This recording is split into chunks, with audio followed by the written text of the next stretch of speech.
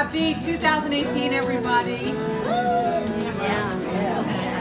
It's good to see all of you.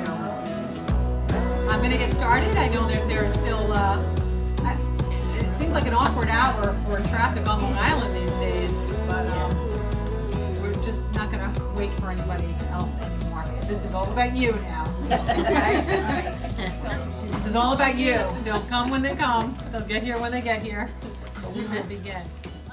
Yeah, you ran into me cool.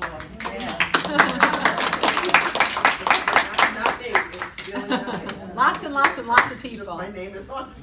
It all just begins with an idea. And then anytime you put an idea out there, it takes courage. It really does. It's so easy to have a good idea pop in your head, and then a week later, you're like, oh, I can't do that, or I'm too busy. You're either going to tell yourself a reason that you think is real, or you're going to tell yourself a reason that you don't even think is real just to get out of doing it because you're afraid. It's hard to do the thing that pops into your head. It takes a lot of courage.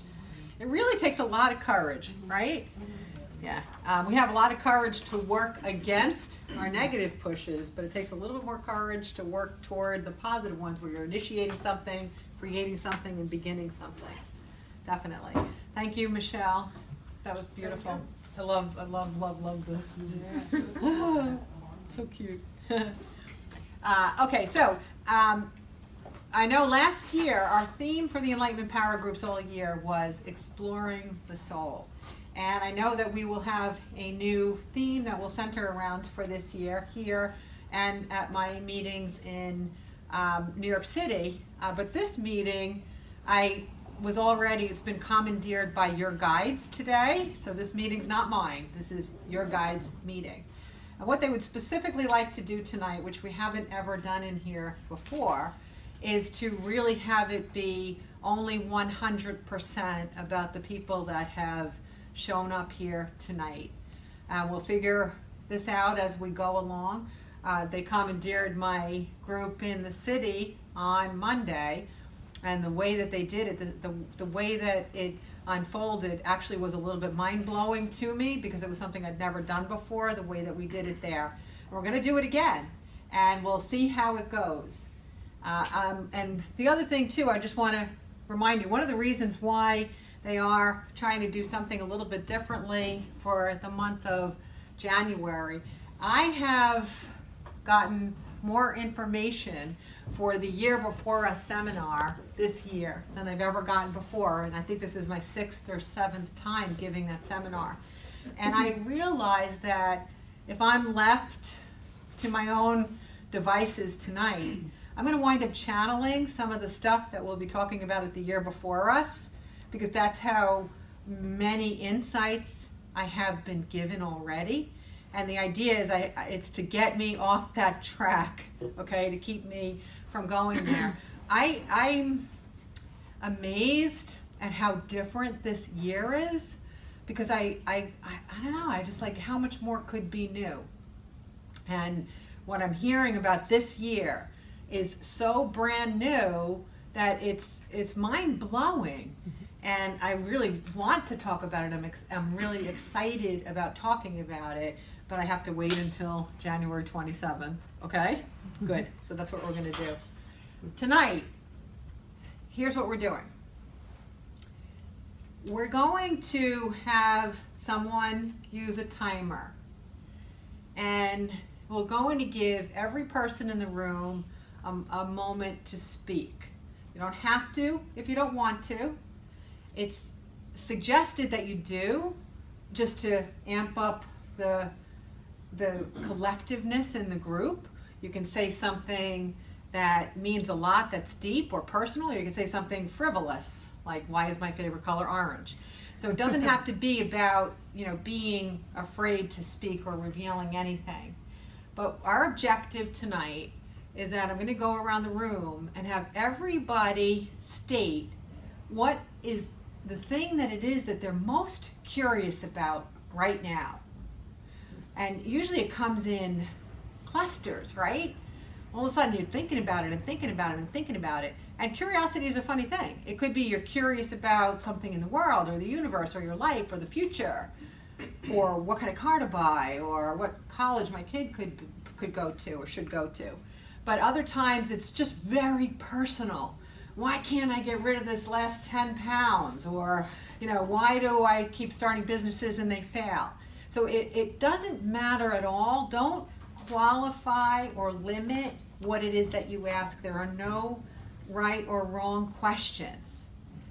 It's just a matter of having an experience in which we are all here together, honoring each other, honoring each other's curiosity, no matter where it might take us. This is not about impressing anyone whatsoever. It's about seeing what's real. Like, what is it that we're not seeing when we get feeds through social media where people are very carefully putting out there what they want to put out there and not putting out there the other stuff. But what's really going on with us? In my life, I get to know these things all the time because it's what I do for a living. But it's fascinating to see that something you might be holding on to, somebody else is holding on to that too. You're not less than or flawed because you're holding on to it. So this is a forum in which we hold each other's hands, hearts in our hands, and we get to explore it all together in confidentiality, because even this, the only person that is going to see this are people who are my clients, have the same soulful perspective that we do, and no one else will get it. It doesn't go out to the public, and as you can see, you're not seen on it, okay? So if you would prefer that I don't call on you, the only thing that I'm going to do is to ask you guys to pass the red hat to the next person when your time is up. That way we'll be knowing it's all about love, and you'll pass it and you'll pass it and you'll pass it. And if someone takes it and passes it to the next person without asking, no embarrassment, no, not me, and it's all graceful, and I call on the next person that has the hat. Are we good? Mm-hmm. Okay. Now, here's the tricky part, okay, and I wasn't sure how this would work. Yeah, I wasn't sure how this would work. Monday night was the first time I'd ever done anything like that, and I knew that the intention was for me to answer the questions, but I can't answer everybody's questions in this room. It's not possible. Unless you don't have anything to do until Friday at noon, it's not possible. So what happens is, this is about sharing, but then also, when you are all done, the floor is all mine. And the guides will direct me to talk about the things that they would like me to talk about. So don't have any connection whatsoever to the personalness of it. It's okay. Just recognize that somehow, some way in there, they're going to do their very, very, very, very, very best to answer any of your questions at all, okay? Now, one of the gifts to you in this process is that normally when I answer questions here in this environment or during coaching, I am very specific to you and your question gets answered. But if we're all intuitive and we're all growing in our interconnectedness, then part of your opportunity is to trust your intuition. This is the best forum for you guys to practice trusting your intuition. Because when you think an answer is for you, it is. And also sometimes you're going to have to bend an answer and make sure that you understand that your guides are giving it to you, even if it sounds like it's not specific. So even if I say he, and it's answering your question, and your question was about a she, it's okay. It's okay. Say, this is resonating with me. I really feel like this is speaking to me. Accept the answer, because that's how the world really works. Your guides have to be incredibly creative in how they get you messages and signs. And it's not always going to be through an email, right? It's not always going to be through me answering your question directly. This is a fantastic training little evening to see how you can hear your guides answer your questions indirectly or directly. Interesting? Mm-hmm. Okay. When I did this on Monday, I'll apologize flat out. It's very hard for me to keep my mouth shut. Very hard. Very hard. Because boy, do I have the answers. And I want you to have them all, right then.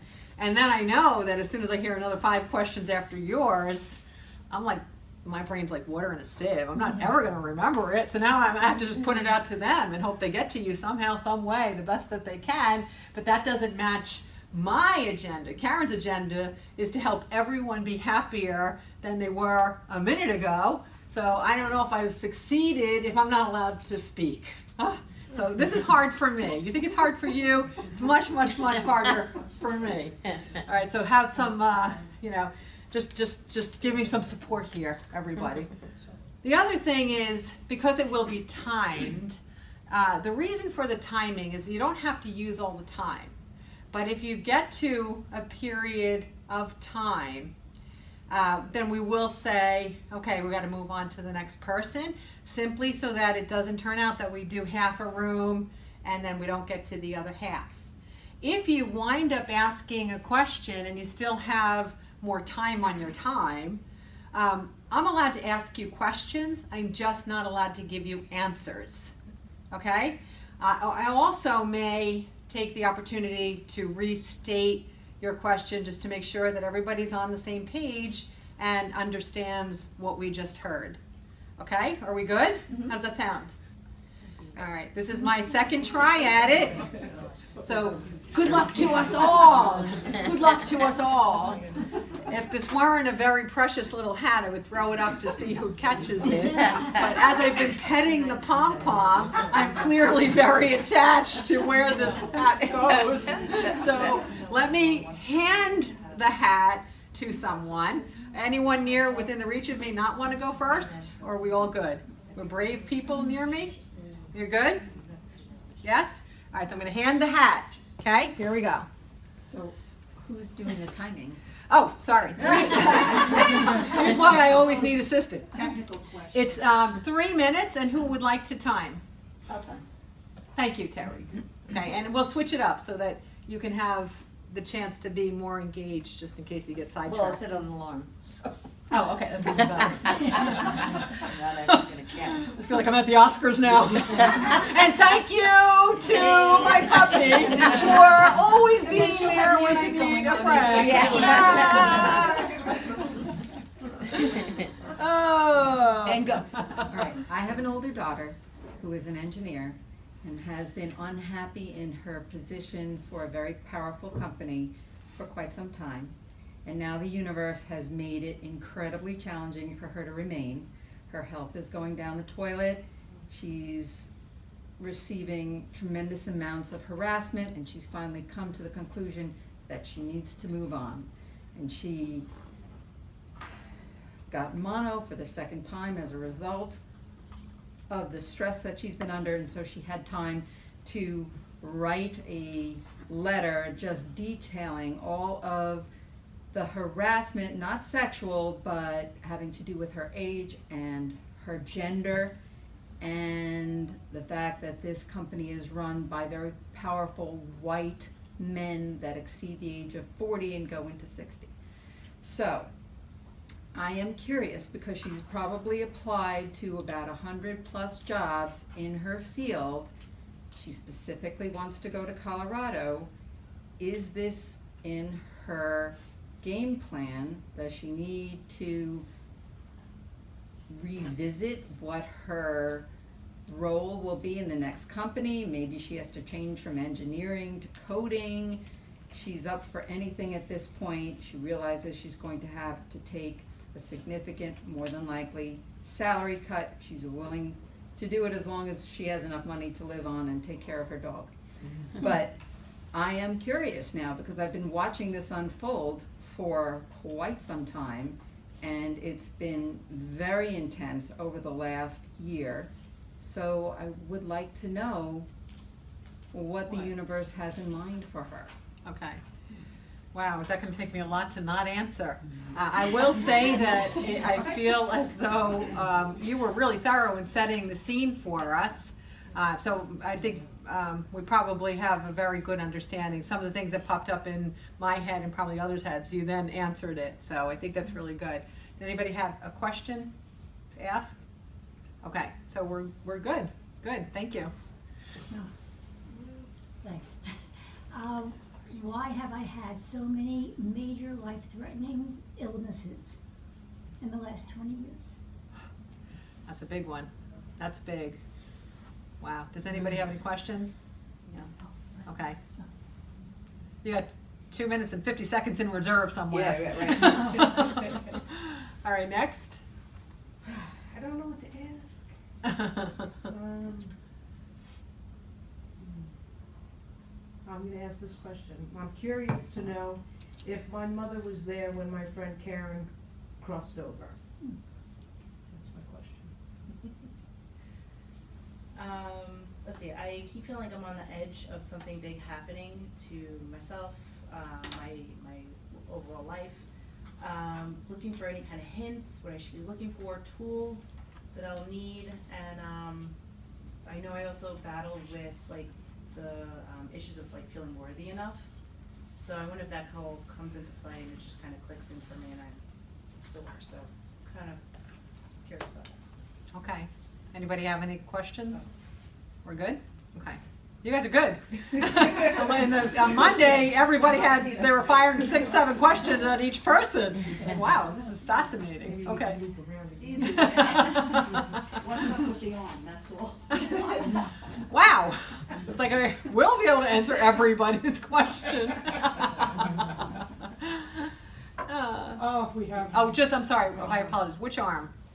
It's the left. Okay, I just really wanted it said out loud which arm it is that's Oh, it's not her arm. No. Sorry. Girl with hat. That was funny. It's the 4 hours of traffic. My thing is, I always appreciate that you forge your way through all that traffic. Thank you. yes, and I have to tell you, the last time when you said you were going to clear the path, it didn't quite go that way. Ah, damn. And I ended up missing the meeting. I'm gonna write some letters. All right, you do Yeah. that. They respond. Put that hat down, now talk. Start 3 now. All right, very good, okay. We're moving to Delaware, I have a house built, we've had the house up for sale. I think it's fine, there's been no bites at all, people want it for free. I mean, it's really, other houses in our neighborhood are really not as nice and this and that, that's not moving, that's one of my questions. Other thing is always my weight, it's The question is, does my weight exist, or my is it weight an does illusion? exist, Okay. I don't know, just like it seems to be constant gnawing at me my whole life, and that's about it, I think. Okay, here we go, next. Allison, wait, Any questions? Massapequa. Oh, that's a good idea. Okay.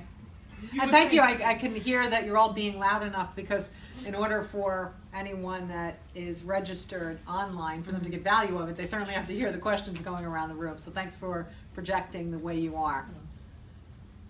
Oh, I'll try to project. I left an unsatisfying marriage about a year ago, and I'm involved with somebody who is my best friend, but it's very, very challenging.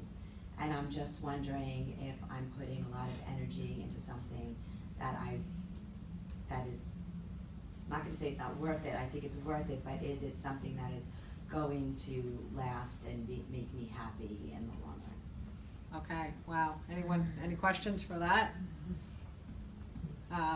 You have any children? Do you know him before? Yes.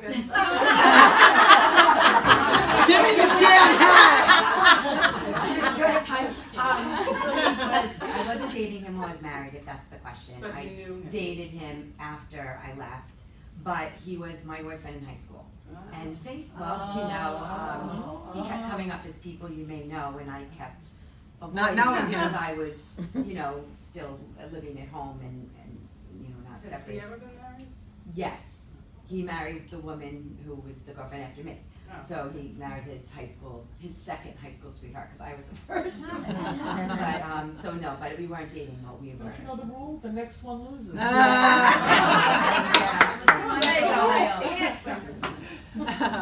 And there was another question, do you, I heard, do you have children? I'm sorry? I heard another one ask a question, do you have children? Yes, I have two boys, 20 and 22, and he has two boys, 14 and 17. Okay. So, I was offered a job in Nassau County, so I'm very curious if it's going to happen. So, I'm hoping that it does. Any questions, anyone? What's the job? Like, you know, like what? Yeah, what career? Is it in the field that you are currently in? No, Okay. it's something what I used to do before. And you specifically named the county, does that mean Yeah. it's a big commute No. for you? Nassau County, it's probably about 40 minutes, And is that longer than what you do Yeah. or have done or been used to? Okay, but Okay. that's okay, that doesn't bother me, terrific. yeah. Hats off to you. So I'm curious, I've been in the same business for 35 years. I've been very blessed to be very successful. And I just started with a new company a few months ago. And it's the first time ever in my career that I don't feel good about it, that I don't know that this is gonna work, which everyone says it's always worked, so why would you think that? But I've never thought it before. It's not like I always thought that and it always worked. I always thought it would work. And this is the first time I'm like, holy crap, this might not work. So I'm just curious to know if there's, I don't know. And it's not just me being like, there's reasons to think it. I'm not just being Doubting Thomas. There's a lot of problems. And, I always felt like I could, don't worry, I'll figure it out. I'll find a way. I'll climb that one. But this one, I have to tell you, is the first time that I'm saying to the people who've worked with me for years, they're like, if Lori's saying, we're in trouble. And let me tell you, when they say that, that bothers me. Like, I need them to be like, no. No, it's all good. It's all good. And so that just compounds it. Okay, First time I've ever felt this. So I'm lucky, but it's weird. I'm Yes. used to having one good, secure thing in my life, and it's my job, and it's kind of sketchy not to have it now, so. okay. Anyone have any questions? Any other questions? Ah, we're good. So I was going to be just very simple and say I'm very concerned about my son. But I realize after everybody else is speaking that there's probably questions around that. So I'll just say that he's 23, living at home, and we recently found out that although he's been saying he's been going to school, college, that he really has not been going. And he's got no social life other than family, and no drugs, no alcohol, so maybe just some kind of social anxiety thing, I don't know. Okay, So I'm very concerned about him and want advice on what I'm supposed to be doing or what his path is supposed to be or anything like that. anyone have any questions here? What is he going to school for? He's not, but we've Or what he? What was he? going to school for?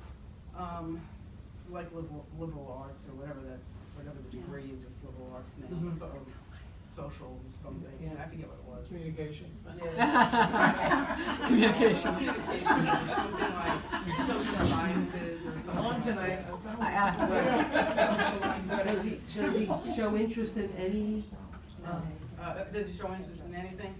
He is very into his attire and cooking for himself. Cooking, he cooks, gourmet kinds of things. Did he used to have What about other cooking friends, school? and now he just does He it? stopped having friends around 14, 15 years old. I attributed it to him being a fear-based kid, and when the kids started experimenting, so he actually built a business from our home when he was 14, 15, 16, was offered a lot of money for it, turned it down, whatever. And then since then, doesn't seem to be doing anything in particular. So he's got skills, but is just underfoot all the time, living in our house, and we're not sure how to react to this. Okay, The only thing that I would have to say is like, what is the energy in the home? Like, does everybody look at him like, oh my God, or like, did they ask questions or? For years, we treated him like he was going to school, because that's what Yeah. he was doing. So he was fine. And then, after 4 years, when we weren't getting any diplomas home, so this is about 2 months ago, 3 months ago, that's when the energy changed. And we realized he's really not going to school. And so it's been a lot of, it's just him, my husband and myself and him. So my daughter's living and working in the city. So it's been a lot of my husband and I, like every day, harping on, like gnawing at him. What's going on, Joe? So we keep saying the same things. Work, school, or counseling, or any combination of these. But we cannot keep going to work every day while you're doing nothing. This is our mantra. It's not doing Did it. he go away to school or was it local? Farmingdale, yes, we went local, Local. yeah. Okay. What was his response? I'll figure it out, I'll figure it out. Figure it Okay. out. Leave me alone, leave me alone. Door closes. Oh, All right, I think I'm just gonna repeat a little bit of it, because that might have been a little soft. Basically, you just recently found out that the path you thought your son was on, going to school each day toward degree, he hasn't been going to school for years, and he doesn't necessarily have employment, a social life, or the education now. So you're sorting through your reactions to this knowledge and also figuring out where to go, or some insights in what's going on with him in moving forward. Right, of course, I'm most concerned that he's going to be okay. Yes, naturally, naturally. Thanks for sharing. That was, that took a lot of courage.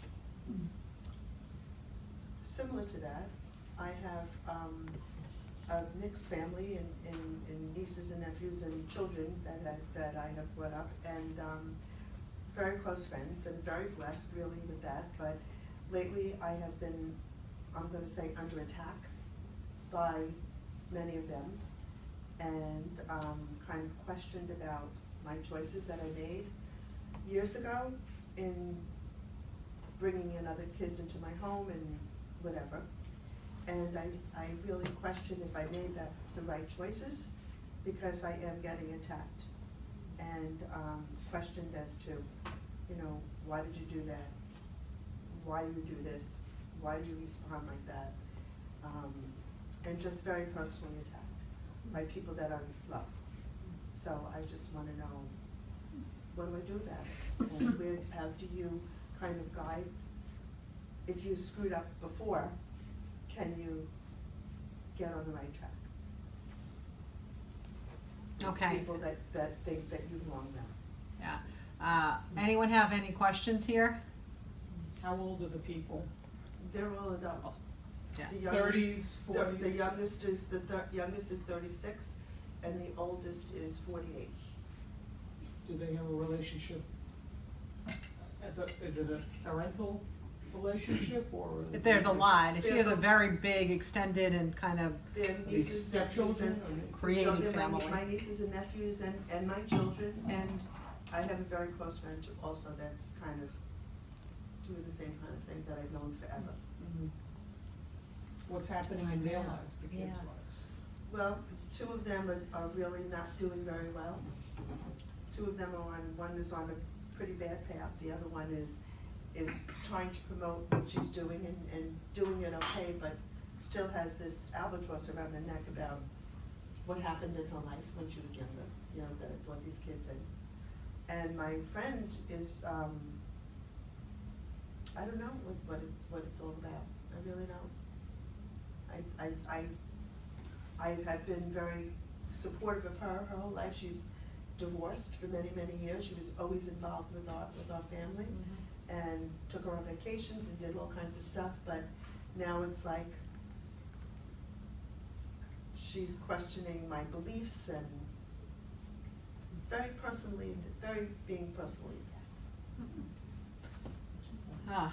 All right, any other questions here? There's a lot. You've got some, I can see that. See that. Yeah. Want to wrap you in the red hat. I think I need to just kind of summarize that again too. Just that it's to be in a position in your life where the circle of support, mutual support, the people that you've poured your love into, there's a phase in which numerous people that are in that circle seem to be putting you in the center of blame for the things that are going wrong in their lives. Okay? Absolutely, perfect. Very good. Good wrap. Mine kind of reflects off that. Okay, so I've been changing a bit, you know, being the mom in the house. I have 3 children. And I have 3 brothers and a dad who lives with me. So I just wonder why everyone always expects so much from me all the time. I'm really trying to say no this year. I'm really sticking with it. It's probably a lesson, but but they don't take my no seriously. It's always like, I feel like they think I'm gonna give in. And they're waiting for me to, whether it's like, I decided not to do certain wash, because my son is 23 and my daughter's 21, and my other one, I'm doing it for her because she's 18. But like, anything like that, like they'll just let it pile up and just see if it will like get under my skin, and then, I think in the past I've always given in, but now I'm like serious, and I just, the whole house is like everyone is, like agitated and frustrated, and I'm trying to remain calm and Yes, loving. wow, that's big. And, Change for the better that nobody's on board trying, with. you know, there's always like, they're waiting for the reaction, like they'll be, you know, I'm like, why are you speaking so like abrupt like that? I'm not speaking abrupt, you know, it's like, it's just constant every day since January 1st, since I laid out this law that I'm You're not gonna do for not them. gonna do certain things, and that I'm always, you know, doing, and that goes for everyone, strangers, everyone. It's like, I learned to say, I'm not a people pleaser anymore, but I've been doing it for a few years now, but now I'm like, Yeah, like with everyone now. It's like, it may have started with just a few people outside my circle, my, you know, maybe some friends and some little bit of extended family, but now it's like in my family, now it's like everyone. okay, But I'm still nice and kind and everything else, but I just wonder. all right. Anyone have any questions? When their laundry is piling up, is it getting under your skin? Not anymore. I think I had the date, January 1st. Just let it go, thank you. Does the bottom of the pile become clean? Yeah. Is it magically disappear on its own, maybe? And we're gonna all see Lisa at the East Side Comedy Club on Friday night. You really are on tonight. You really are. I drove Yes, I think I did now. What was the question? I didn't hear I said, has she learned how to use the power of no? it. Okay. I even Okay. have the book, I haven't read it yet, but. No is a complete sentence. We're not allowed to give her advice. We're only allowed to ask questions. Me either. No, you can't do it, it's not working. Okay. Yes. My next. Okay. My question is about our purpose in life. Does everybody have a purpose and that's why they're here? Do they have many purposes? And when they fulfill this purpose, do they die? Because my sister died 10 years ago, 12 years ago. And I was wondering if she fulfilled her purpose and that's why she died. I don't have any questions. I have lots of answers, but I have no questions. Anyone else have any questions? I love that question. I love them all. We're all thinking that. Yeah. Because when we're done with our purpose, it's like, okay, you're done. Yes. You leave, does your Yes. soul leave and that's it? Yes. So like people are saying, I don't really want to fulfill my purpose because I don't want to die, you know? Yeah. Yeah, and I kind of had that feeling with my sister. Okay. I felt like she always felt like she wasn't good enough or pretty enough or anything like that. And I had given her a 50th birthday party and a beautiful photo album with lots of pictures of, you know, lots of things. And she had called me right before she died and she said, you know, I put that book away and I recently, you know, took it out of the drawer and I was looking through the pages. And you know what, I wasn't that bad. You know, some pictures I looked kind of pretty. Aww. And then right after that, the week later, she died. So it was an acknowledgement. I was just wondering. Wow. Wow. Chills. Yeah, me too. Yeah. Wow. So. Wow. That's pretty powerful. That's a heck of a question there. Thank you for passing the hat. Yeah. Was time up? Wow. Let's move on, let's move on. Now we're passing the bottle. Here, you go first, make me look better. I have a dog, which pet food should I use? When y'all's gonna grow? Oh.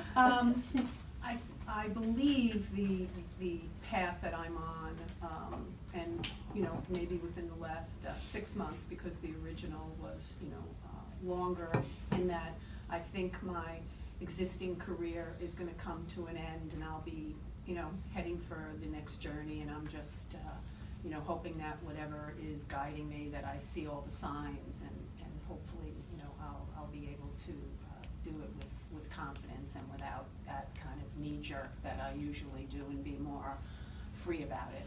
So just hoping that, you know, this year is probably gonna be the you know, hopefully the cathartic to force me to do it, because I'm seeing where if I stay where I am just for the sake of, you know, bridging, you know, the financial gap, that, you know, it's gonna be, it'll have a negative impact on the energy that I'm, you know, that I think I'm, you know, able to possess. Yes, That's, okay. Anyone have any questions?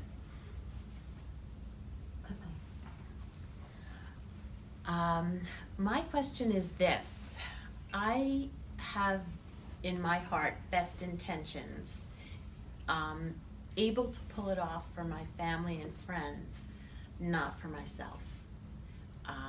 Weight-wise, follow through on things that I want to do.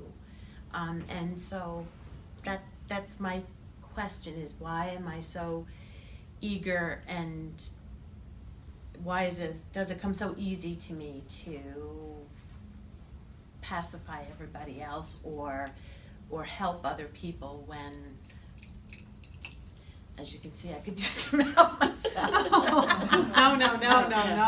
No. Your people. No. Yeah, No answer Oh, to the question. Maybe someone just wanted to give her relief there, right? I can see that. Like, trust me, I want to dive in too. It's okay. I've known Terry since we were kids. Yeah, so. I get that. So that is my. Okay, anybody have any questions? I'm saying nothing. Okay. We'll chat later. I'd like to know how I can talk to my guides directly, on demand. On demand. And will I have a relationship, and if so, when? Will I be in a relationship? Any questions? Oh boy. How often do you meditate? Not frequently.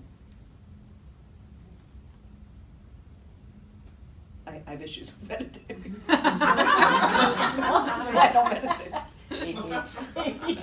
How often do you spend time trying to communicate with your guides? Every day, I would say. You do? Yeah. I would say every day.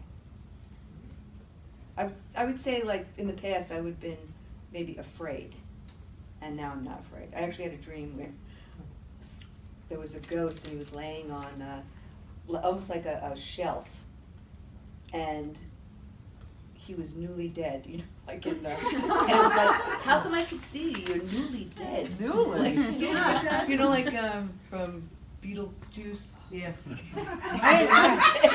Listen, I didn't see the movie, but I do get the image. Yeah. So thank you for that. And I was like, I'm not afraid though. And I think in the past I would have been like afraid if I saw, you know, a vision of, you know, my relative or a ghost or, you know, something. Mm-hmm. But now I'm not afraid, so Do you try journaling ever? I have. No good. Like No you don't good. trust it, or? No, an image comes, but not words. I'm not good with words, yeah. I've taken a lot of intuitive classes and things like that, and I would say I'm remedial. I don't, wait, I don't think that I'm not. Catholic school face. I know, but no, but I don't think I that I'm know. not intuitive. I believe I am intuitive. Yeah. Many people have come to me and said, oh, I can't believe that, we had this conversation, and you said these things. I don't even remember what I said, but I That's know fine. I am talking about things, don't know really why I'm saying things, but the person is always affected in a positive way for it, and they give me the feedback from it. But isn't But- that, aren't those your? No comments, only questions. Yes. I know, we're all holding back, okay? Yes, but We're it's- all holding back. It's not on demand, it's not on demand, and it's not for me. Gotcha. I mean, I follow my gut, so I think I'm very intuitive that way, but On demand. I think her question is, I can talk with them, but I just wanna hear them. Yeah. I know they're there, I know that they're signaling me in some ways, Yes. but I want to be able to press a button and There you say, go. hi, An my email name would be is, nice. are you there? It's me. yeah, pick up the phone. Let's talk. Okay, I think we had a lot of questions there, so, Mm-hmm. are we ready? Next? Yes, so, Oh, wait, I do have one question. Did you time yourself?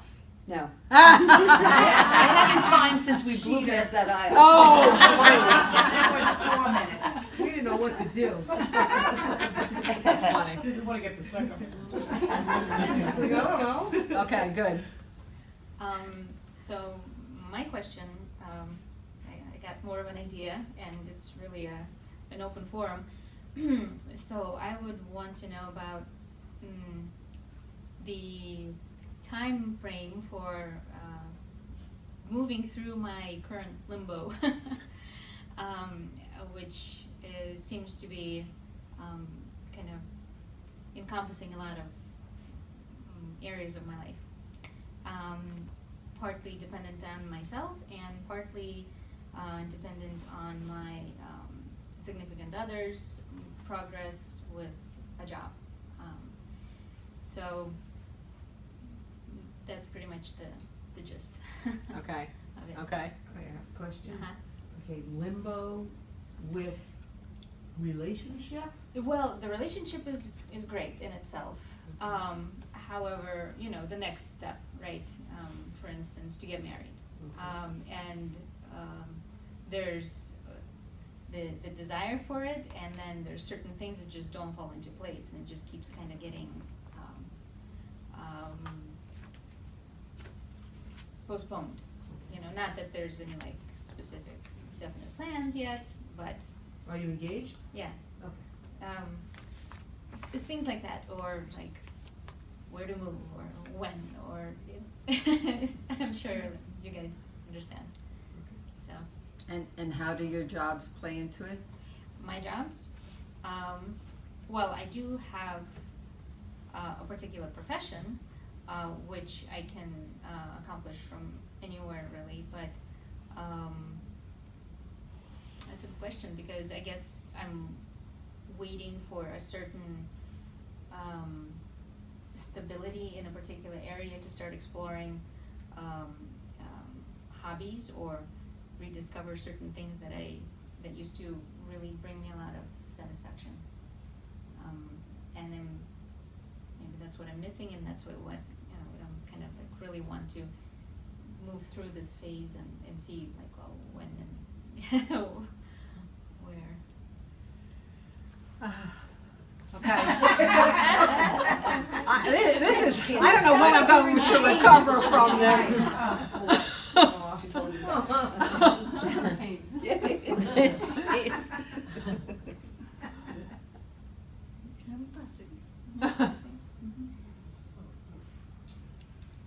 Okay. Well, it's quite obvious, I'm the only male energy here this evening. Yeah, the others are, I think, in the parking lot, actually. I'm aware that this month has 2 full moons, so the energy of the moons is quite profound. My question really becomes, is the reason I'm here this evening amongst this much female energy relative to That's interesting. what I have a business trip to go to tomorrow.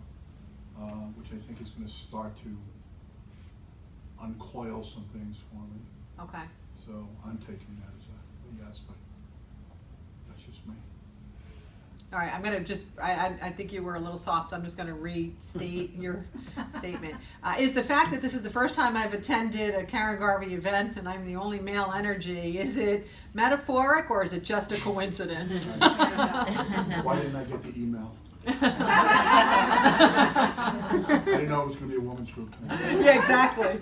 Yeah, we're gonna get to all that stuff later, the women's stuff, okay? So you just sit there. That's, does anybody have any questions? Any questions here? How do you feel? I feel fine. Besides the group of 20 plus women being here, a lot of female energy is around me all the time. Because I have 2 daughters, my wife, a very good friend of ours. The 2 dogs are female. My plants are female. Trying to, interact with that all continuously is never, I've climbed over the challenges of that a long time ago. So I've heard some very interesting things here, relationships and things like that, so. Okay, all right, good.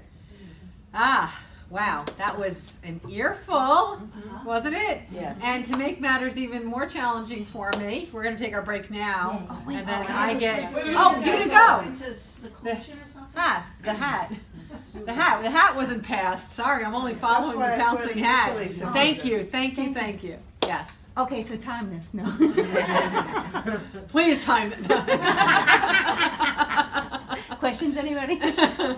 So, Just so we know, it's usually one question with a part A, B, C, D, 1 Roman numeral and 2 Roman numeral. you're not timing that, are you? No, it's not counting your time. I'm just kidding. So, if you could take us through when I don't know if it's when we're born, like I know we're soulful, and I understand what happens when, we grow up, but it's more of, let's just say when somebody has a horrible past and then they grow up and they put up the wall. What happens, like if they keep the wall up, what happens if they take the wall down? Wow. What happens what are the questions to ask of this person for them to take the wall down? Let me see. I just really want to know about life. Like what I mean, like we're here. Why? Why was I born? Yeah. Or any of us for that matter. Yeah, And specifically. And then, am I really going to find a So job? what pet food should you buy for your cat? Was that it? You got the to start generic or on. the name brand? Got it. And so I know if you don't take any actions, you're not going to, and you want a new job, I know it's not going to happen. And I know I've asked this like the past 5 years, and I've gotten one other job or so, but it just, it's almost what I have now, and I'm going through menopause, and I'm going through certain things, and it's just like I know what I have, and I'm a little, let's just say, fearful or uncomfortable about getting something new and finding, how am I going to make it all work? Yes. And then do I really look for somebody in the process? Oh, jeez, please. I say go with the generic pet food. All good. Just start from there. Okay, anyone have any questions for the questions? What are you afraid of? Just the uncomfortability. When you still have your period, sorry, Tony. I've heard that 1,000 times. You know what I'm saying? It's just and you're in the bathroom and it's just uncontrollable and you're supposed to be at work. Just silly human things. I hate being human. So there you go. Wait. So career-wise, you said you've been job hunting for 5 years. Well, I've been talking about it, not Joe Humphrey. So what are you? We all love you, that's why we can have a good time with you. I don't really want to do it, I just want the money. I don't know, it's just like, am I worth it? Am I gonna measure up? It's. Are you It's afraid of just- success? Probably, because I could do fairly very well. Starring on Friday, we have Lisa and Lisa Comedy Club. And have I talked to you about my height? No? I don't know, it's just, you know, like, I know I'm this great person and I know I can contribute, but it's just, sometimes I can't talk and find the words. Like when you go to talk to somebody, it's just like, I can't think of the word, I can't think of this, and I feel incompetent. Every day at my job, I feel incompetent. Just about every day. And I figured it out today, which is really a good thing. You know what I'm saying? Like, so it's just, how am I gonna leave here and then go someplace else and feel confident? You're gonna make me mirror cry. Don't do that. Don't do Mirror that. cry, do it and you're cool. Do it and you're cool. Do that. Ooh, it's so hot in here. Ah, So about that wall. and on that light note, everybody grab a cookie, some water, coffee, and Rico. And don't give anyone advice. All right, we'll meet back here quickly because I think we probably want to get to this as fast as we can. Hello, everybody. Hello. Nice to see that you all returned, and I'm especially happy to see that I returned. So are we. My heart's desire is to help everybody in general, but very, very much specifically too, as well. And this is when it's a little bit hard for me because I want to make sure that I answer everybody's questions. But it's not for me to direct anything that happens during the rest of our time together tonight. And I want everyone to really, really, really understand that somehow, some way, your guides are gonna do the best in prompting me, and it's as good as I can be, to make sure that everyone has felt that they were appreciated, acknowledged, answered on some level, and be generous with how you think that answer might resonate with you, okay? Before we get into the heart of the matter, I did a seminar called that, the heart of, what did I say? Yeah, that's right. Was it the The heart heart of of the the matter. heart of the matter? That was fun, right? We looked at the mind, we looked at everything, the heart of, yeah, that was fun. And Michelle was there too, I love it. speaking, remember that? Uh-huh. That was fun. Yeah, that's right, that was a long time It was a while ago, I the think heart that of the was matter. correspondent, no. Yeah, yeah, I still talk to, all the time, the doctor, John, he was amazing, right? Oh, my God. Heart doctor, he was awesome. Unbelievable. Okay, so before I get to the heart of the matter, I do want to say, because so many of you know a couple of people that generally are here almost every month, and then they're not here tonight, they're conspicuously absent, just for this one evening, because they're celebrating that two of our wonderful friends have gotten engaged. So let's put a congratulations out to Derek and Victoria. Who, I feel very happy and excited and privileged to have been a part of them even meeting each other. And it's definitely a celebration for me too.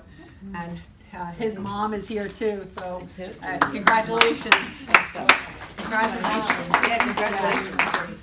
Yeah, so they're, I'm really, really, really excited about that. That's so cool. I like that. I like that.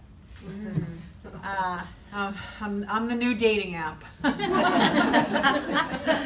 Just give me a ring. Have I got someone for you?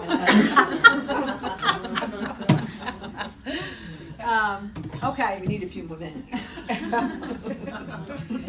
All right, now I'm going to turn it over to your guides, and I'm happy to report I really can virtually not remember anybody's questions, so I'm really going to hand it over to your guides.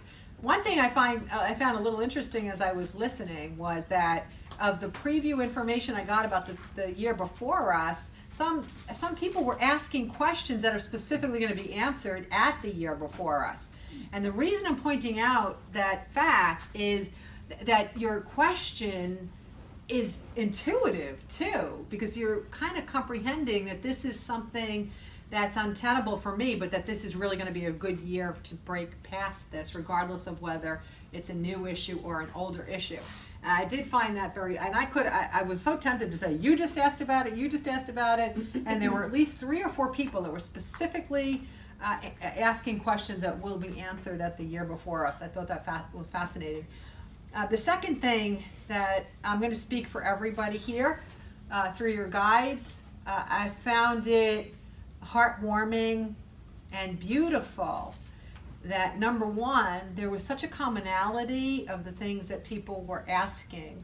And one of the other things that was so notable was how compassionate and loving everyone in this room was during that process. So if you walk out of here and you go to a world that might feel a little harsh, or you have a job that might not feel like it's supporting you, or a spouse or a friend or any relationship or neighborhood or whatever it is, just remember that you had this wonderful glimpse into who we really are.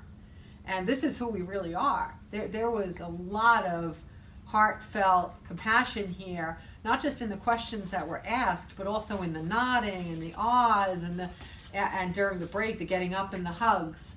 So I always remember, this is the world we live in. Don't let anyone tell you that this is not the world that we live in. This is the world that we live in. Okay? All right, that being said, let's start to look at some of the questions that we have. We are entering into a period of time when the world as we knew it is going to be shifting. And since this period of time is accelerating, acceleration is very different than something continuing to change. That means every month that goes by, it's going to change faster than it did the month before. That's one of the reasons why some of the commonality in the themes in the room are emerging, because the status quo of what was expected of us or what's expected of our lives is changing. We're starting to recognize that the old paradigm of a 30-year job with one company and mutual loyalty and then a pension and then retirement and the boat and the fishing pole and all those other things, that's not necessarily a frame of reference that a lot of people are part of at all anymore, which means that we're the directors of our own career journey. So I'm first going to answer some career types of questions that came up. The first thing to acknowledge is that we may need a certain amount of money, or the belief that we need a certain amount of money to meet our bills for today and 10 years from now and 20 years from now. And that does become a point of fear for us, because we're always trying to figure out, how can I make the numbers work, not only for today, but for tomorrow and for whatever my lifespan might be. Because we're culturally conditioned to believe that this should be your primary focus in making decisions that are career-oriented, it makes it a little bit more difficult for us to put energy of unbridled passion, curiosity, and talent toward directing where our career might go. And inevitably, we might have an idea of something that we want to do, or an idea of something that we want to try. And then that nagging left brain, the analytical side of us, comes forth and says, yeah, let's see how that works out for you. And then we start listening to that. Well, what about this, and what about that, and what about this? You have to remember that your life relationship with abundance is created by you within whatever frame of reference you are creating at this moment. If you step out of a career that you think is going to become if you think it's the only thing right now that's going to give you the abundant life or even the break-even life, whatever it is you believe, but if you believe that's the only way you're going to get there, simply because you've been conditioned to believe that that's the only way to get there, then when you step out of the career or make a change, your belief system about where you were versus where you're going is going to be the only thing that then really affects your abundance after you make the shift. That's a tough statement. That's a really tough statement, okay? So now, not only do you want to quit your job and go and do that instead, but then, you know, what are the guys saying? If I fail at it financially and I don't make any money, then that means it's my fault because I'm the one that believed that that was the job that would give me relative abundance for however long. So not only are you finding the courage to make the change, but now you got this huge burden on you that, hey, fail, sink, succeed, 100% on you. Not only your skill set and your passion, but also what you think and feel and believe and the subsequent actions that you take based on what you think, feel, and believe. All right?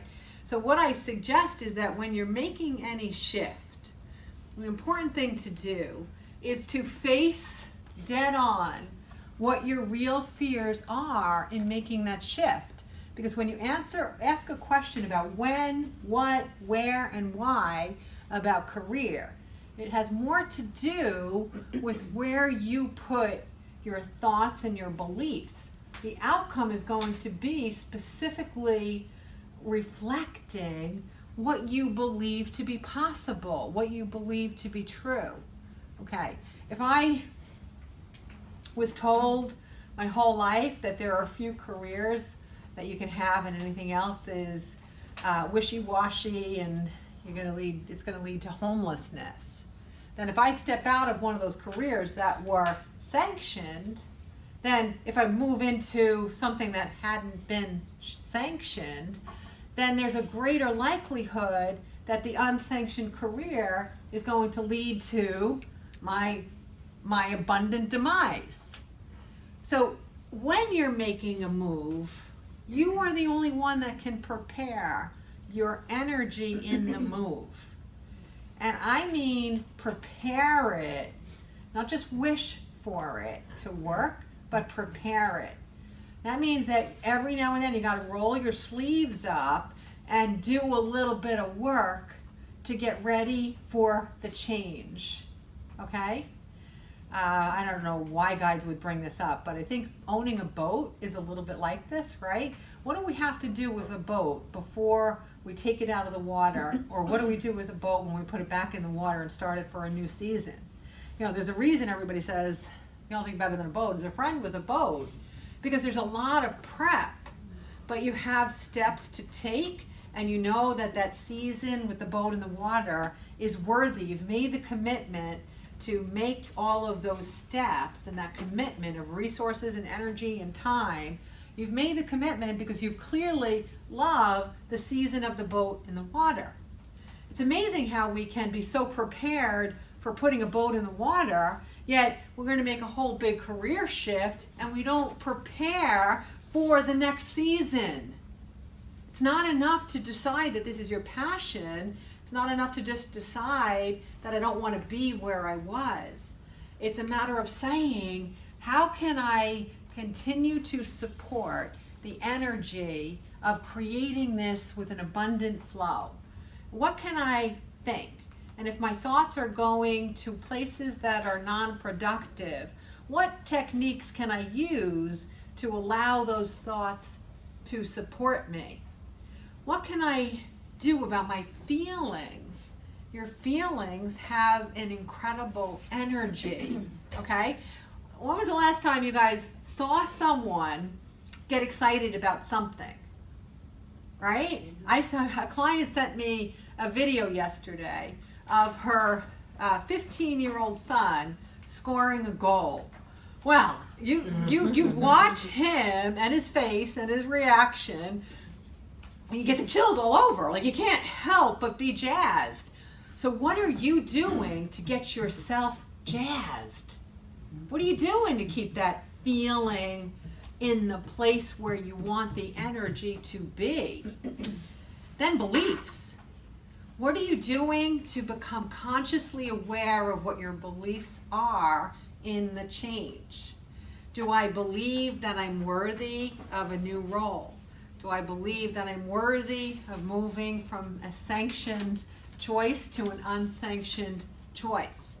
Do I believe that I can make money and an abundant flow of money from this choice that may or may not be sanctioned?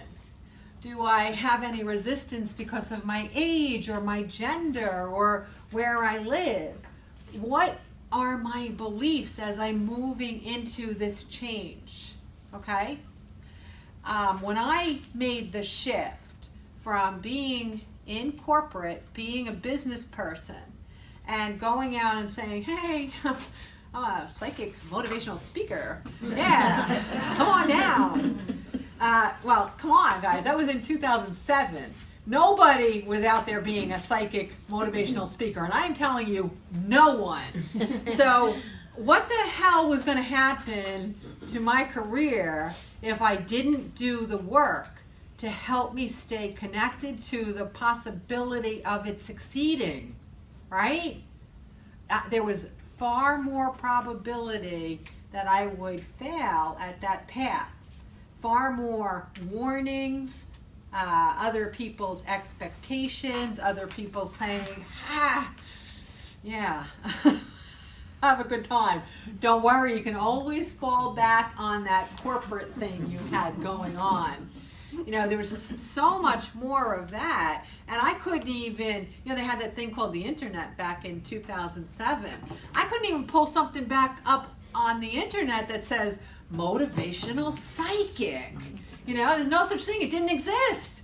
So what did I do? I had already heard about the formula from guides. What you think, plus what you feel, plus what you believe, plus the subsequent actions that you take based on what you think and feel and believe is how you create your reality. It's mathematical, it's unchangeable.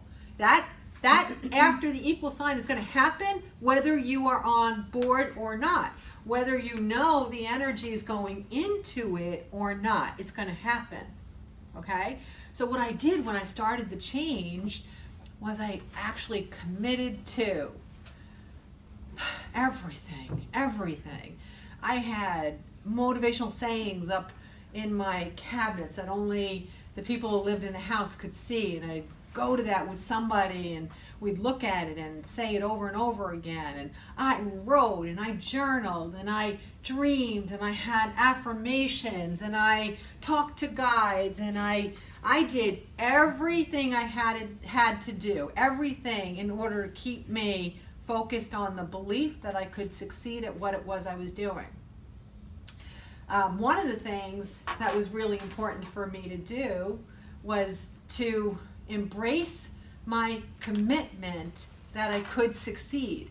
I really didn't want to give myself a trap door.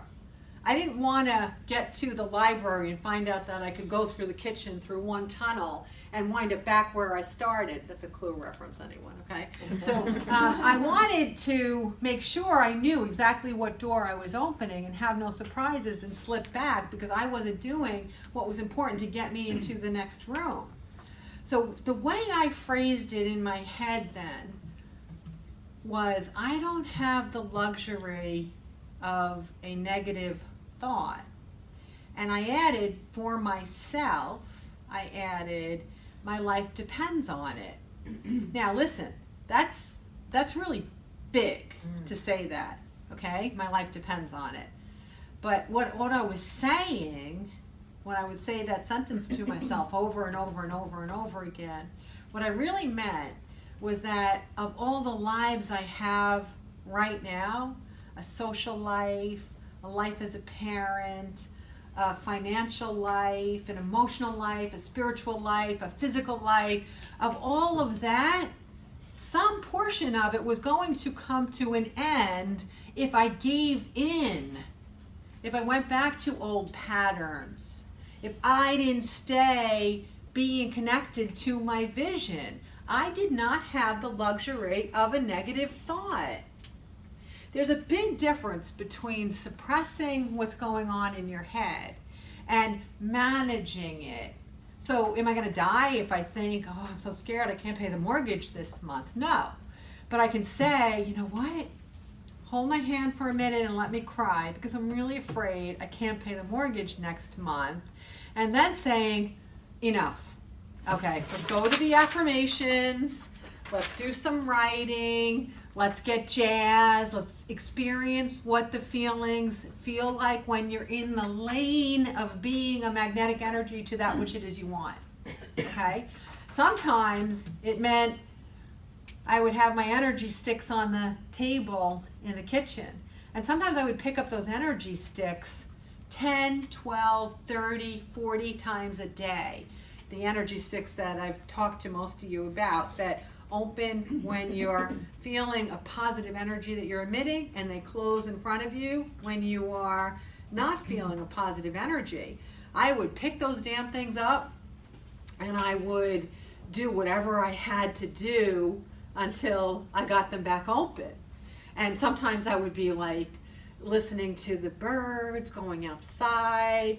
I would go over to the stereo. Remember stereos? Right? I would go over to the stereo and I would play a happy, happy, happy song. And then I would put it on repeat and I would play it and I would play it. Or I would dance. Or I would just do something. Jumping jacks. I would do anything I could to say, I had my cry. I know how I feel. But it's up to me whether or not I'm going to stay there. Okay? And the funny thing about it is, it took effort. Yes, there's no doubt that making the shift took effort and dedication. It took effort and it took dedication. However, as I saw the results of the shift outside of me as a positive verification or validation that I was on the right path, I felt not only good about the path that I had selected, but I have to tell you, I felt so proud that I had actually achieved that which I had set my mind to. Like that was probably, and let's not talk about, oh, my kid, my this, my house. Let's talk about, that was my biggest achievement in my life. That was my biggest achievement, that I nailed it, that I got myself out of the way and I did what I had to do to get myself to where I wanted to be. Okay? Honestly, work-wise, business-wise, that came so easy to me. It's actually a little bizarre how easy it came to me. So I didn't have to really work at it. And so I had this privileged lane, and I come into work, I'm like, oh, Karen, we got to talk to you. Would you like more money? We have some money and we would like to give it to you. Or we were thinking we're going to start a new department. Would you like to head it up? And I'd go into work and they'd give me another privilege or another parking spot or whatever. I never even asked for anything. It was so easy. So when I did this thing with intention, it was not easy. You'd think maybe, well, she had business success, so she's just transferring her business success to this new career. No. Where I was going didn't feel businessy to me at all, and it felt very, very, very unsanctioned. Then, stock market crashes. Motivational psychics only get paid through people's disposable income, okay? So now I'm living on this crushed island, and no one has any money. Now what? I'm still a tadpole.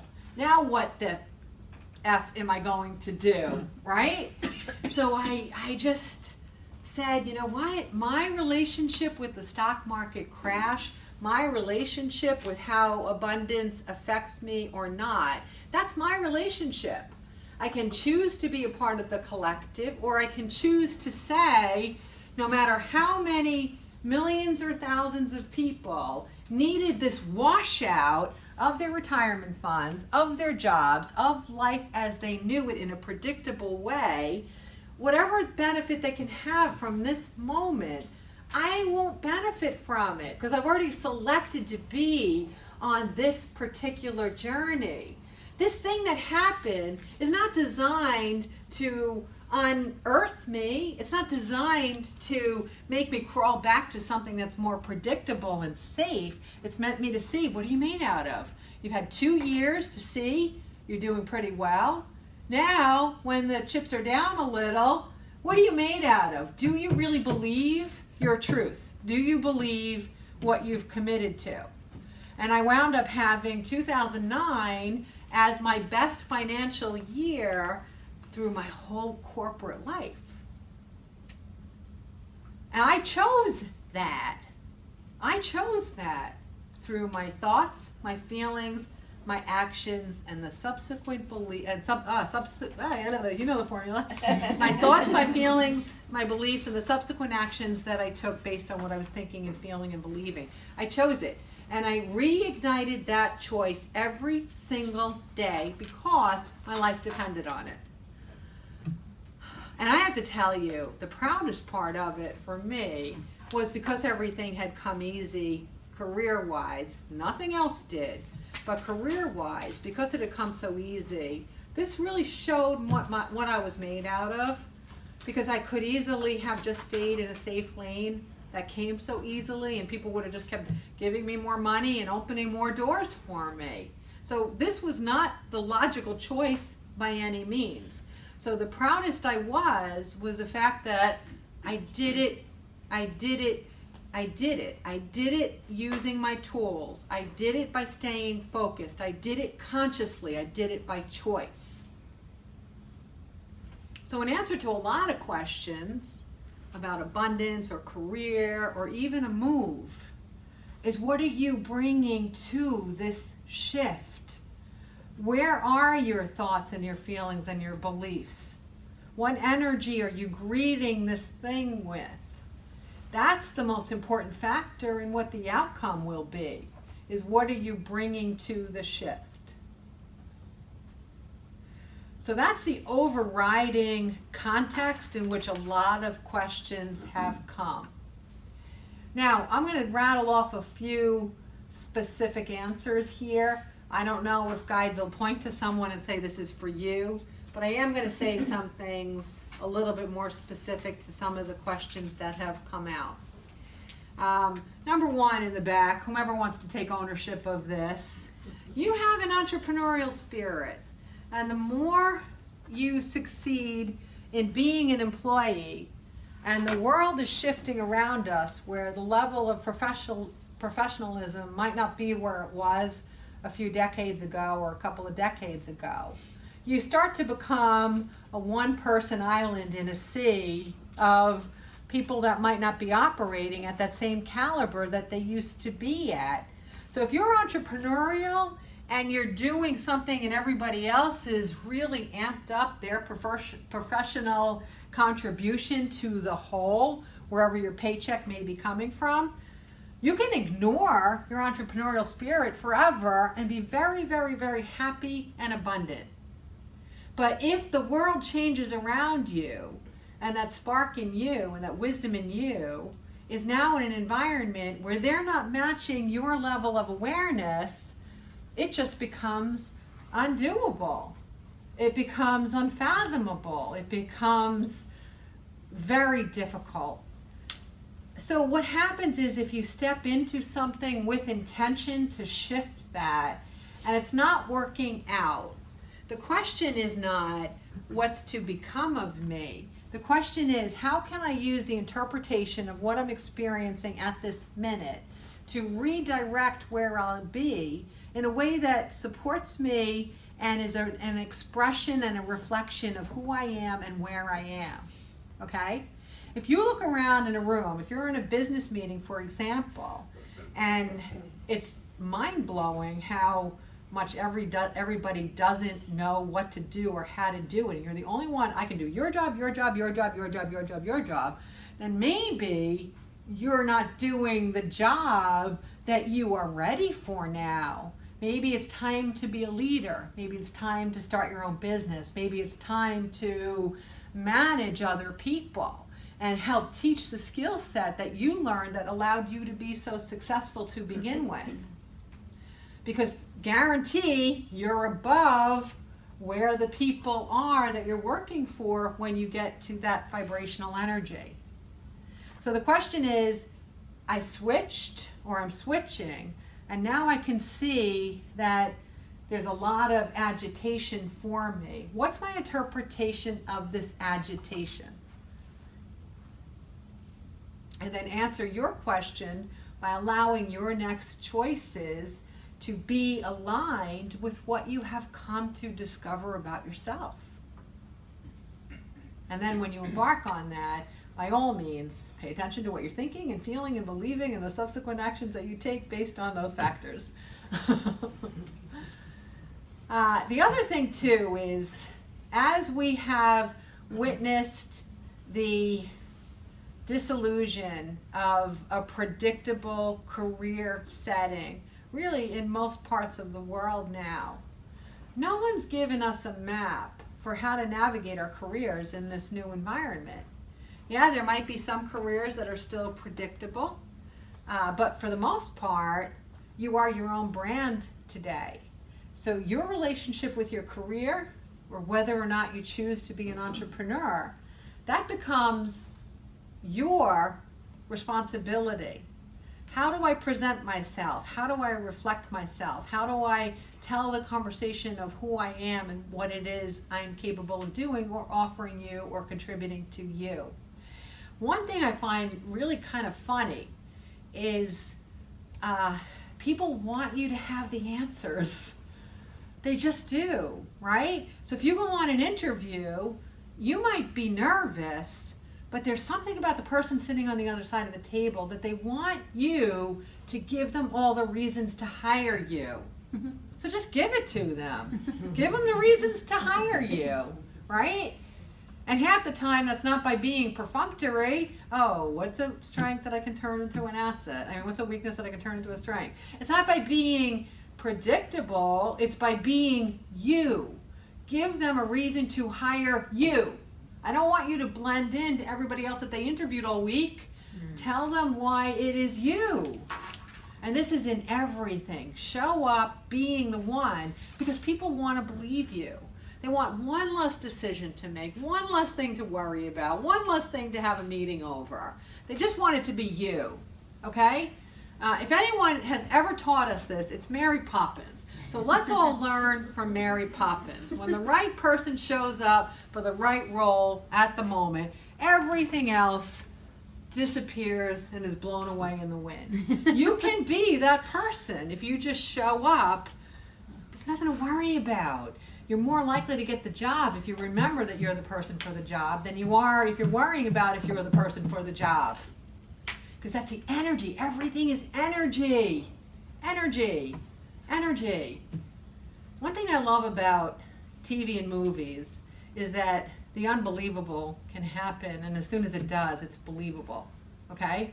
It's like the guy with the cowboy boots on and tattooed up to his chin, earrings all over and long hair, cut weird, going into, white old guy America and going for a job interview, right?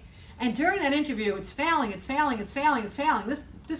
This old white fat guy, he doesn't know what the hell you are. He just doesn't understand it. Get the hell out of here. Bring me in a white guy in a tie, please. Help me. And then by the end in the movie, the guy is gonna say the thing, and the white guy is gonna be like, yeah, this is gonna work. Not only is this gonna work, but you're gonna save my ass. And we're done, right? So why don't you be that person? Why don't you be that person regardless of what you look like, regardless of what you think your self-identification is in any form, but be that person in all that it is that you do. Because you are that person. We don't have to buy into the I am not enough script that we are all reading from for way too many decades. Because if you were not enough, guess what? You would not have been born. Am I right? What the hell goes into us being born? I think that's a little bit of a miracle. I think we can classify it as a miracle. How could anyone that's not enough be born? It's not possible. It's not possible. It's not possible. It's not possible. All right, that was career. Okay, that's good. Let's go on to the next thing.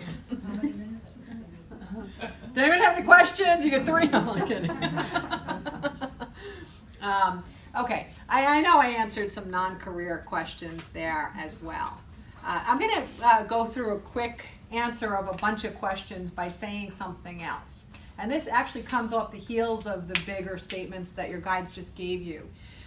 When you are preparing yourself for a change and you're putting your vision together and you're initiating those energies that will get you to where you want to be, including selling your house or finding a romantic partner or whatever it is, the universe has 2 rules.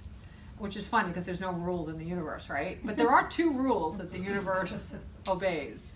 One, there's no such thing as time.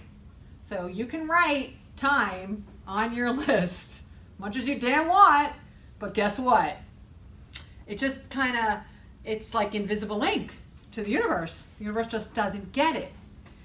If you see yourself writing a time on your list, think of it as an energy. Think of time as an energy instead of as a space or a place where you need to be or want to be. It's an energetic guideline of enthusiasm, okay? It's an energetic guideline of enthusiasm. I'm so excited about this happening. I think it's going to happen by May, right? I'm enthusiastic. But I'm not attached to the May date because the universe doesn't understand. I want this sold within 3 months. Just doesn't understand that. What? Huh? What does she want? Ooh. Anybody hear her? Okay, that's the first thing. That's the first rule. Second rule is you can't choose a specific person.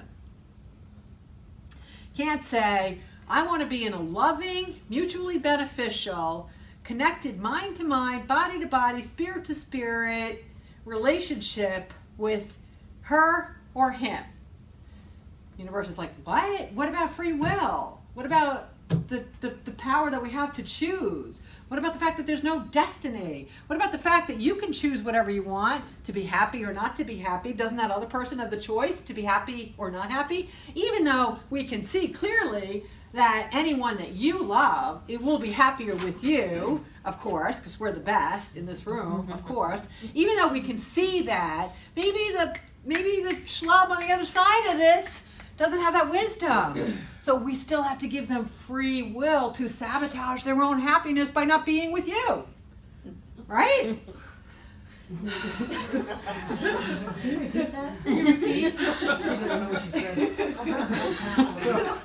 It's all good, Karen, we got you.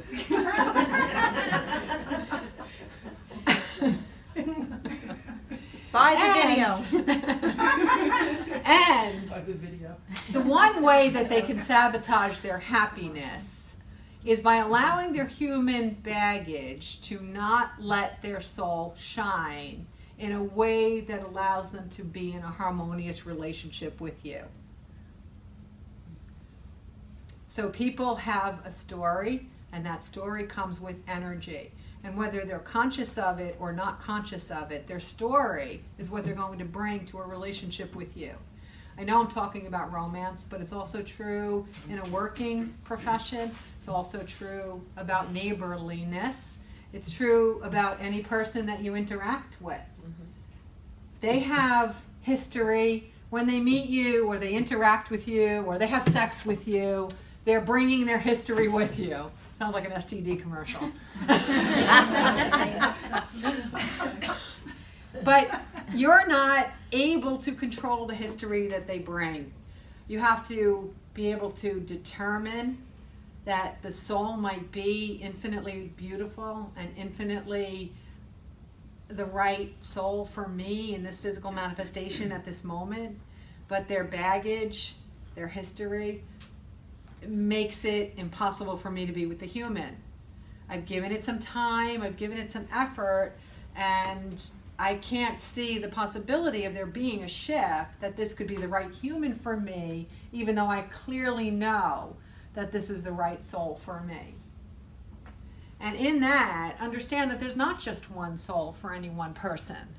You know, a soulmate may be misinterpreted on earth, number one, by saying a soulmate. We have an infinite number of soulmates. It could be your sister, it could be Michelle, it could be anyone. But whether that soulmate has the ability to reflect their soul in a strong enough way without their baggage contorting it, it's going to be up to them. Where are they in their level of awareness? Where are they in their path of enlightenment? It's going to be up to them. You can give suggestions, you can put out crumbs, you can do everything. But ultimately, if you put your life on pause for too long, trying to help someone else come along to be in your space, both of you will lose. The both of you will lose. Okay, so no specific people and no time. Okay. Now, let's talk about younger people today. There is an observation that we can make that say that the generation that's coming up, whether they're in their teens or their 20s or who knows what, they seem to have a different set of challenges than previous generations have had.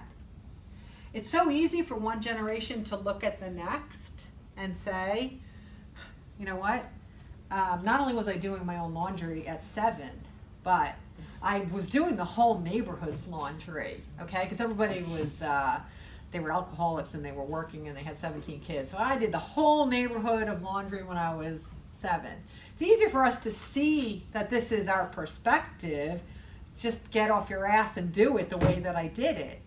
But they don't have a frame of reference of being taught to be self-reliant and resilient and to trust their own capabilities. Okay, let me see. Let me help you with your homework. Could you just, I'm not sure I see the apostrophe there. You know, just put a stronger apostrophe in there.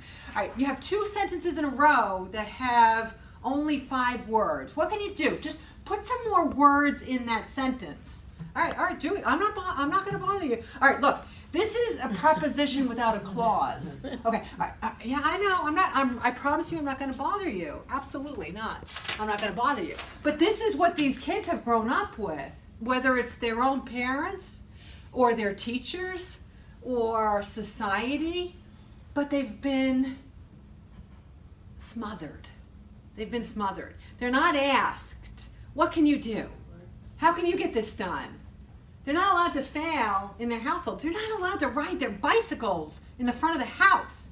How do you expect this generation to find what's inside of them? You can't, because you haven't given them any permission to find it out. And then we're surprised if there's anxiety or a lack of focus or they don't have the optimal job at a certain age. And it's not any one parent. It's simply not. It's collectiveness. It's a collective version that we're giving to our children that they are unsafe and that we know more than them. A lot of times you're rolling your sleeves up with your heart's right there. You're trying to protect them. You're trying to make sure that they don't experience the same challenges that you do. You're making sure they don't get their heart broken. You're making sure they don't get a 77 on a test when you know they're capable of an 83. You're protecting them from everything. A conversation with an adult, riding your bicycle on the outside, crossing a street, going on a job interview, failing. So it's our role to get back to undoing that for them.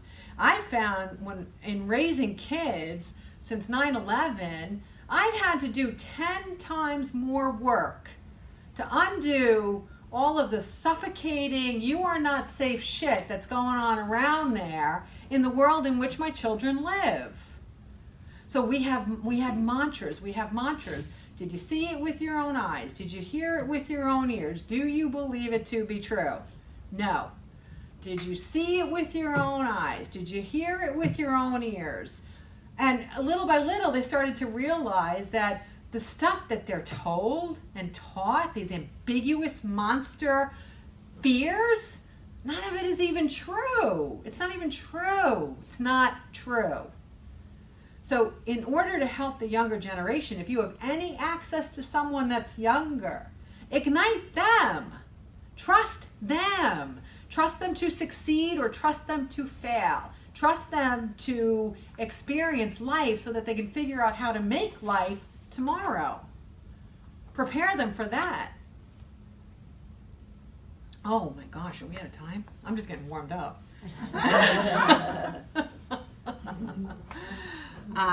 Okay, and the other part of this too, with younger people, not only is it that they have been smothered and suffocated and taught over and over again, you're not safe, you're in a world with disease and terrorism and violent crime and shoot them up, knock them dead, kill them all over the place.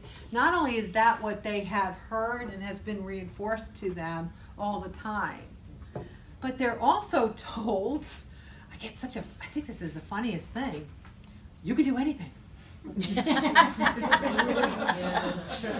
You can be anything you want to be, as long as it doesn't involve a bicycle, germs, a city, or driving over a bridge. Go! Why haven't you done it? I told you your whole life. You could be anything you want to be. I don't understand it. Why aren't you doing it? It's weird, right? Yep. Oh my gosh, so fun. I always say, because I have clients from, how old was he the other day? 12. So anywhere from 12 to 92. So I'm one of those people, I get a glimpse of what each generation clustering experiences are, and I find that really interesting. And I'm going to tell you, I think the least supported age right now today is those who are graduating college. You know, we have career support, we have training on how to succeed in an interview, we have resume prep help. But no one tells anyone how to move from using my checking account and I'll do your laundry for you, to going out and getting a job, getting there on time, paying your own bills, finding out about health care or whatever else that you need to do. Because as you're yelling at them for not getting a job yet, you're wiping their nose. And it just doesn't work. Because they don't know how to do the thing that it is that you think you've prepped them for, which we clearly have not prepped them for. Okay? Here's an example. I have a brand new washing machine, right? My brand new washing machine has a safety lock on it. So I can't open the lid of my washing machine from the minute I press start until the minute the effing last spin cycle is over. So I'm like, did I miss it? Was there an epidemic of death of kids jumping into the washing machine? You know, like what did I miss? Is it tens of thousands? Is it millions? You know, did I miss people saying, get away from the washing machine, it's spinning? You know, what the hell did I miss? Now, in the meantime, my washing machine is as physically far away from my dresser as it could be. So I get back up to the dresser, and I'm like, oh, fuck. I didn't put this white shirt in the white wash. So I'm like, oh, God.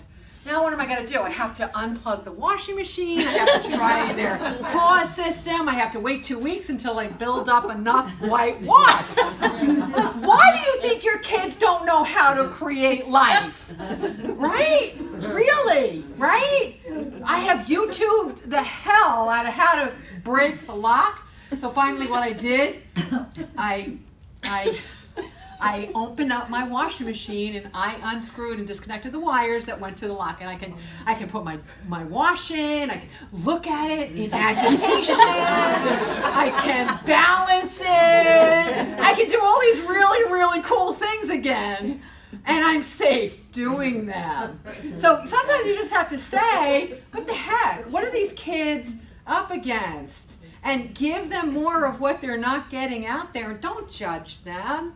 Make it possible for them to create a life in a different world, a world where traditionally, white men ran everything in ties, and now we have a great, amazing, diverse array of people that have dreams and abilities, and they might not necessarily fit into the paradigm, but we have to teach them how they can create opportunities that may be different in that average stuff or that predictable stuff or the way that it's always been.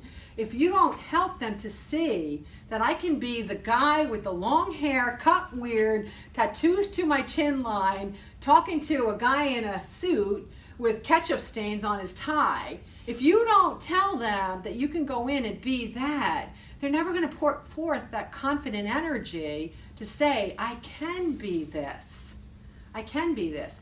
I look back on my career, and this is going to be a little unpopular for me to say, but I'm going to say it anyway because it's my personal truth. I've had a lot of problems in my life. I had a really crummy childhood, but I will tell you that I did not necessarily experience sexual harassment, even though I was the youngest person in most rooms, and in a lot of rooms in my early career I was the only female. So I have evaluated this a lot. I guess, I don't know, was I really that undesirable? I mean, what was it? I just, I don't know what it was. But I realize, and this is not the answer for everyone, because everyone has to experience every bit of anything. I did realize that I never thought of being less because I was female. I never thought I didn't have the same opportunities as anybody else. I never thought somebody was treating me differently.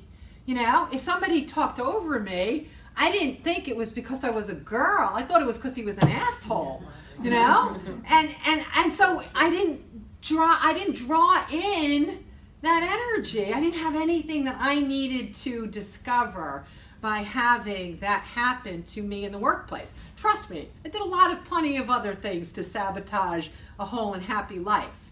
No level of perfection here, now, then, or ever. But that was one thing that I couldn't have benefited from experiencing in my soul's journey. So I didn't come to it with the question, I didn't come to it with the expectation, and it didn't happen. It's energy. Everything's created by energy. I think that this Me Too, I think it's phenomenal. I love it. Just because I wasn't part of it doesn't mean that I don't love it and embrace it and I'm so excited about it. Because if it exists anywhere ever, then let's get it out. Let's blast through this once and for all and every other ignorant thing we've ever done in the history of humankind. Let's get it on. Let's get that done. Let's move past. But it still's about energy. Energy. What you think of the world, the lens of how you look at the world, has a very, very, very big effect as to what you personally step into. Very big effect. I'll give you an example. I'm sure you guys can think of a lot of examples. I was not supported as a kid. So when I got my first car and started to drive around, one of the ways I tested the universe was by having regular car failures in the most inconvenient places. And I mean, I never saw anyone's car break down as much as mine. Never the same problem twice. But it would break down, and then it would break down, and it would break down. And we didn't have cell phones. And if it's negative 30 out, you're not going to walk to a payphone, right? So you have to put yourself in the faith of whatever comes your way in that moment. And what I learned in all of those car breakdowns is that I'm lovable.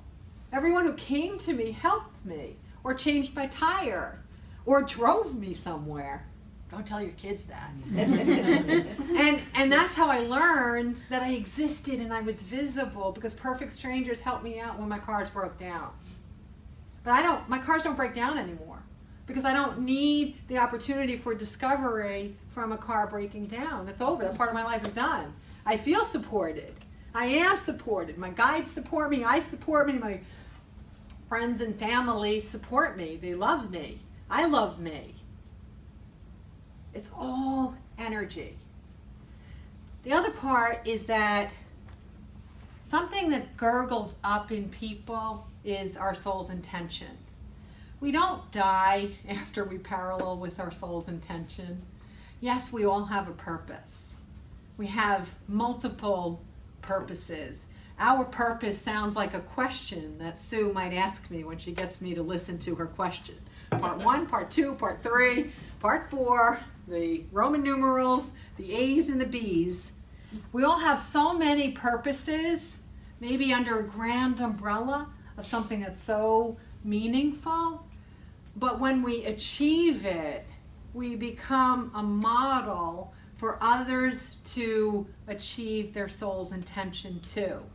We become more courageous and more fearless, so we can help others get themselves out of the way to do the thing that it is that makes their heart sing. We don't die.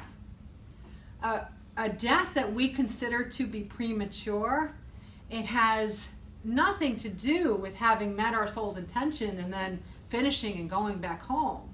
It has more to do with the probability that that person's environment and history and soul's intention and all of the specifics for that person is going to be more aptly realized by leaving their body at a young age, or a supposed not your time age, because your death is your last opus. It's a last chance to shake people up, to get done something that you might not have been able to do with your words, to get done something that you might not have been able to do just by being alive, right? If you were not supported by your parents, wasn't being alive enough to bring out the best in them? It's you. I should have given up anything and run through any fire to make sure you had every chance you needed to move forward, right? But me, I didn't get it done. So maybe if I let my last opus be the call, what if I make a grand exit and they're all left with the absence of me, the absence of my potentiality, the absence of my personality and my possibility. Can I inspire them more? Right? Can I use my death to make people think about things that they hadn't thought about? Why didn't you support me because I was a musician? Why didn't you support me because I am never on time? Why didn't you support me because I want my hair to be bright red and pink and yellow? Why didn't you support me for who I am in any given moment without judgment? Well, you know what? I'm depleted, so I'm returning home, and you figure out what the world is like without me. And think about how everyone in the world could have made this place better for me to live my life. And it's not just death by accident or death by overdose or suicide or anything. It's any kind of death. Death is our last chance.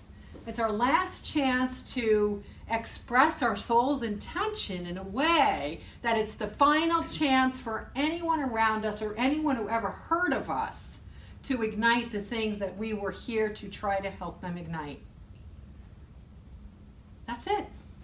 Your last hurrah. And we leave gifts. They're wrapped, and we leave gifts. The more intimately connected I am to you, the more gifts I'm going to wrap for you. And they're going to be everywhere. They're going to be in your shopping cart. They're going to be under the passenger seat in your car. They're going to be in the glove box. They're going to be in your drawer. They're going to be in the damn washing machine that you can't get open to see that there's a gift in there. They're going to be everywhere, these presents. And they're going to be there for all of the decades of your life. But all you have to do is find them. Look at what my sister left me. Look at what my sister left me. She gave me a chance to think about how to have this conversation with this person. She gave me a chance to think about maybe life's too short to stay in this job, right? She gave me a chance to think about my neighbor is a jerk, but I'm going to put a smile on my face and be nice to him anyway. This is the gifts that they're given. Maybe I can be more accepting. Maybe I can be less judgmental. Maybe I can be more courageous. Maybe I can be more of who I am and stop apologizing or being what everybody else thinks I should be or anybody thinks I should be.